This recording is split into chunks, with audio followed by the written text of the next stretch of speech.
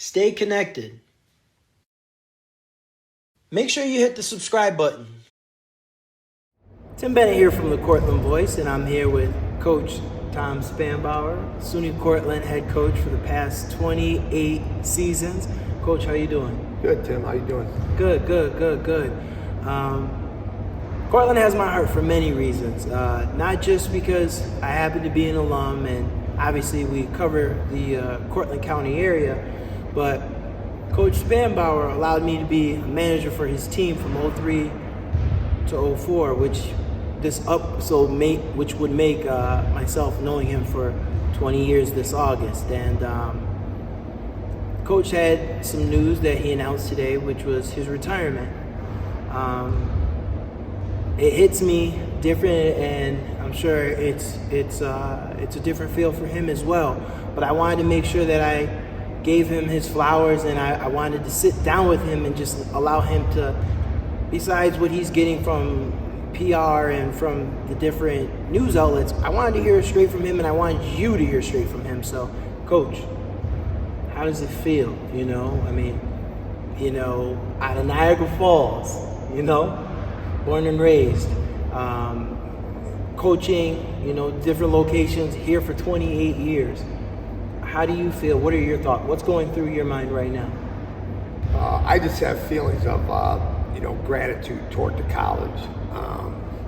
First and foremost, back in 1994-95, just giving me the opportunity to become the head basketball coach, and then assisting me throughout a 28-year career where I've been very fortunate. I've been at Cortland at a time where we've just have seen some great growth for the college. I've witnessed the growth of the campus physically, with the addition of a stadium being built, the Student Life Center being built, the renovations of all of the campus buildings. So our campus has just gone through some things and some changes that have just helped enhance Cortland. And then just the way the majors that we've added to our existing majors that have great national reputations have helped enhance this campus experience here for all students. And it's just been a great place. It's been a 28-year dream come true, so to speak. So 28 years sounds like a really, really, really, really long time, but it just feels like it's been an overnight experience for me. That's how quick it's gone. Wow. So let me ask you this: summer of 1979, you came here as a freshman. What were your thoughts when you first came to Cortland as a freshman, about to play your freshman year? Well, I can still remember, it was, I think, the second week of July, and my mother finally said to me, you have to make a decision on if you're going to go to college or not. And this was back at a time when, like it's not now, where I hadn't deposited to Cortland. But it was my goal of mine to go and be a physical education teacher and hopefully play on the college basketball team. So second week of July, I finally made my decision. And about 4 weeks later, I was on campus in a triple at the time. So, yeah, and it was an exciting place. It was a very, very exciting place at that time. And I knew the reputation of the physical education department, and that's ultimately why I chose Cortland. So, yeah. Now, as an 18-year-old, obviously, I know you wanted to get the degree and you wanted to play. Did you see yourself becoming a coach, whether it be at college level, high school, any level? Yeah, that was one of the things that attracted me to physical education, was going on. I had goals of going on to be a teacher coach. I played under a great coach in my high school career. I was a football, basketball, baseball athlete, and my high school coach and athletic director coached us in football and basketball, and he gave me a great foundation to take into my college career, with some things that you needed to do in order to be successful as a coach. So it was always a goal of mine to be a coach. Okay. Now, so obviously you played your 4 years. Like, walk the audience. So after you got your degree in 1983, walk us through where you went from there. Well, I ended up graduating in 1983, and I ended up coming back to Cortland in the fall of '84. I was a graduate assistant in the physical education department, and I was assistant basketball coach for Dr. Bill Williams. So 2 years later, I was applying for college jobs. Obviously, very challenging to get. Didn't have any luck getting a college position, so I ended up moving out to Albany for my first teaching position in the Albany City School District. And then on top of teaching, I went up and I was volunteering my time at SUNY Albany at the time, which was a Division III campus during that era. And I worked for Doc Sowers as a volunteer assistant for 3 years. And then after 3 years working with Doc, I had started to look at college jobs that I could get involved with in a full-time capacity, and I was fortunate enough to get a full-time position down at Alfred University, where I taught in their physical education department, and I was the assistant men's basketball coach. And I was there for 4 years, and then as an assistant, and then I took over the program in my 5th year as a head coach. And so I had the 1-year head coaching experience, and then the position at Cortland opened up, and I had applied for the position. I was fortunate. The position at the time when I came, it was actually part-time. So I left a full-time position at Alfred University and took a risk of coming here as a part-time employee because I just felt that it was going to be a great place for me to be and coach and establish a career. And of course I had some fond memories of being here as a student, and that all attracted me to come and return back to Cortland. Gotcha. And then obviously 28 years later, obviously we're here. Now, if we go, tell us about your first season as a coach. Tell us about that. Well, the first season as a coach, once again, I was just fortunate. I walked into a team that ended up being really good. We ended up winning 18 games. We had two transfers that just showed up here that ended up becoming starters. There was enough returning players that made us super competitive.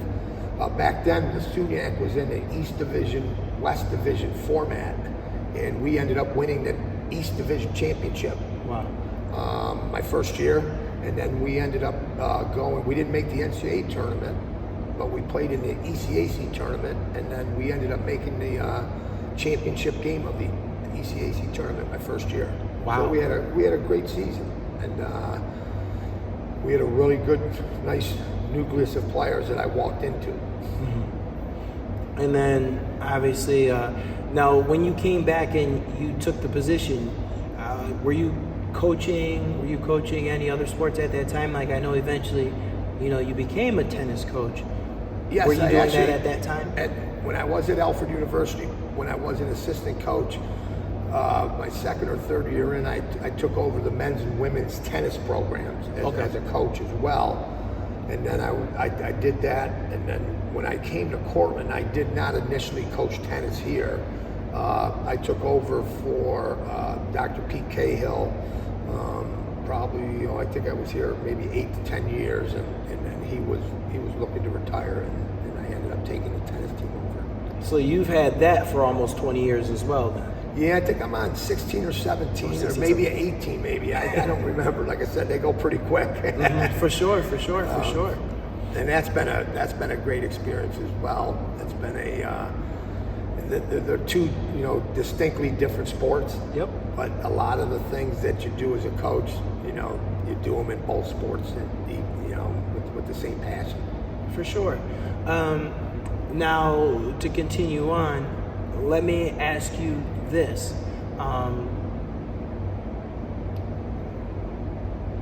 What was your last season like? Like, if you were to compare this season to your first, like what are some things that some things that you might have seen, because you have to also remember now in your last season you have children. Back then you wouldn't have had that. So I mean, how does that? Yeah, that's a question I get all the time. It's like, hey, coach, what was your favorite team, or what was your favorite year? And they've all been great. They've all been challenging. Yes. They've all been rewarding. They've all had disappointments, disappointing times during the season. So, but to get back to your question of this past year, it was a really, really enjoyable season. Our players enjoyed the brotherhood of each other. Our players, we had practices every day where the players came in and just worked to try and get better every single day. We really had some outstanding performances throughout the season. We had a lot of personal bests for players. We had a player, Austin Grunder, become the all-time leading scorer and leading rebounder. We had other fifth-year seniors go out and have their career bests. So that was exciting, but most importantly, the guys came in and worked hard and played together and just tried to get it done. And that's one of the things that we just have always asked our teams to do is that, hey, let's come in, let's work hard, try to improve every day, and let's play as a team. But besides basketball and tennis, I mean, you also, were a teacher as well. You taught different classes and things like that. And with that many years, I mean, I imagine it's probably been hundreds of students and things like that. What has that experience been like for you? I really enjoy the teaching part of my position. First and foremost, our students are great. I mean, we have great students on this campus. They are always eager to learn.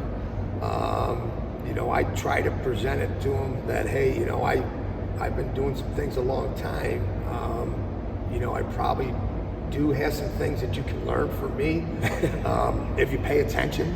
And then we talk about how things have changed, how education's changed, how the coaching profession has changed. Some of the things that I do now, if you told me that I was going to have to deal with social media, drug testing, managing Twitter accounts, you told me that 15, 20 years ago, I'd be looking at you like you were crazy. Cell phones, but those are all it's a part of what you do now, and that's quite interesting. So some of the things you just had to keep staying progressive with, and technology is definitely one that has impacted what we do as coaches and as teachers as well. But no, the classes that I teach, I really just enjoy the students, and I enjoy the various activities that I teach. They've got a nice diversity with what I do. It's not boring. Mm-hmm. So let me ask you this. If the next coach here was sitting in this chair where I am right now, what are 3 things, whether it be of life or for coaching, that you would say to that coach, that you would love to see them take with them as they step into a role, whether it be because it's the Cortland community or period? What kind of advice would you give someone? 3 things. The 3 things would be, number one, I would tell them to make sure that the players know that this experience that they're going to have playing Division III basketball will end up probably being one of the most memorable things that they'll ever do, and that they're actually at the end of their playing career. Keep in mind, college basketball players, they play their whole life. Most players start playing basketball around 5 years old, 6 years old, and these are the last 3 to 4 years of that playing career. So get them to understand the importance of that, and then get them to understand the importance of cherishing each other's companionship, the brotherhood, and the friendships that they're going to develop throughout the journey that they're on during a college basketball season. And then just the other last piece would be make sure that they always play as a team. It's a team sport.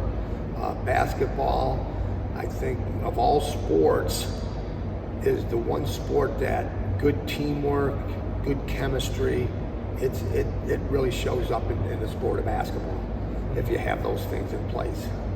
So, yeah. Are there any words that you'd love to leave, like any messages that you'd want to... Actually, you know what? Before I even get to that, being that you will be retired now, is that just of coaching or is that of teaching too? I'm anticipating I'm going to come back and still be in a part-time capacity just doing women's tennis. So I'll be coaching women's tennis, and then if I have the opportunity, I plan on teaching in the physical education department as well, in a part-time role. So I still will be doing some teaching and coaching. It's just going to be at a much lesser pace. And you know, basketball is the longest season out there. You know, we go over two semesters, and it's a grind. So I won't have that. Tennis, fortunately, is not as long of a season, and it's spaced out a little bit because we're in the first semester and then we're in the second half of the second semester. So. And now, like, being that I brought it up, family, you'll have an opportunity to watch your kids play and things like that. Like, tell us, for those who don't know, like the sports your daughters play. Yeah, I have two daughters, and my oldest daughter is involved in fall, spring, winter sports. She's a volleyball player, she's basketball, and then she's lacrosse in the spring. And it's exciting to be able to go and watch those contests and watch her compete. And my youngest daughter is going to be stepping into the modified sport level next year, so that'll be fun to watch her as well. She's involved with, she likes volleyball as well, and basketball and lacrosse, so she's on that same path. So that's just going to be exciting to watch them compete as high school athletes. And obviously being retired is going to allow me more time to be at all those contests. Amazing. So now I'll get to it. What I started to say is there any special message that you would like to give, whether it be to any of those coaches that you had, or a coworker, or a family member, a community member, anybody? Is there a special message or something you'd like to leave, the community with? Well, first and foremost, I would love to thank the Cortland community. We lead the league in attendance in our conference, and I would bet that we lead the league in attendance in Division III basketball. And that's not just our students on our campus, that's a lot of community members that come and support our program. And they've done it over the years, when we've had those NCAA games here, we've had great attendance and the support of the community. Obviously, we're doing fundraising initiatives throughout the year. Most businesses in the community, most community members, their willingness to support our college and specifically our basketball program through those fundraising initiatives, that's been great for us. So, I couldn't thank the Cortland community. It's been a great place for me, and it's been a great place for me to raise my family. And we just have it's a special place. Cortland is a special place, and as I mentioned, it's made my experience here that much more worthwhile. Beautiful. Well, Coach, once again, thank you for everything. And to you watching, thank you for choosing the Cortland Voice. Thank you. God bless. Stay connected. Make sure you hit the subscribe button.